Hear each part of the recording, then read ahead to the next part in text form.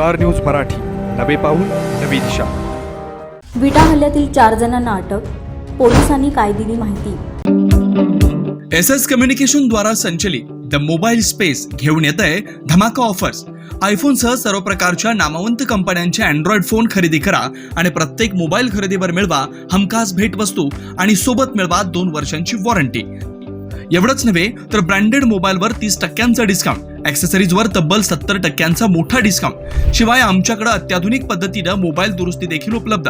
या धमाकेदार ऑफरचा लाभ घेण्यासाठी द मोबाईल स्पेस या शोरूमला आजच भेट द्या। तुम्हाला हाडांचा त्रास आहे, विटा सोडून उपचारासाठी बाहेर जायचा विचार करताय?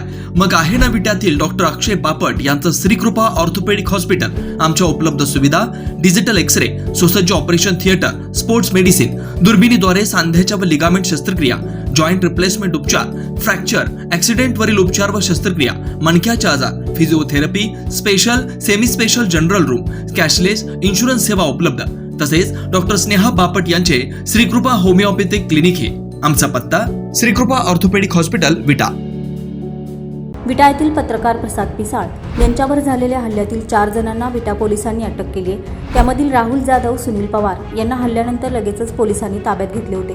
त्यानंतर आता अभिषेक चंद्रकांत आदाटे व सचिन रामचंद्र तावरे दोघेही राहणार विटा यांचीही नावे यामध्ये असल्याचे निष्पन्न झाले।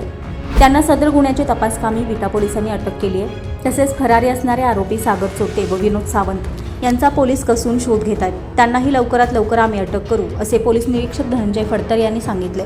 याबाबत पोलिसांनी दिलेली माहिती अशी की काहीच दिवसांपूर्वी विटा येथील जिओ मराठी न्यूज चॅनेलचे पत्रकार प्रसाद पिसाळ यांच्यावर त्यांच्या कार्यालयात घुसून खुनी हल्ला झाला होता।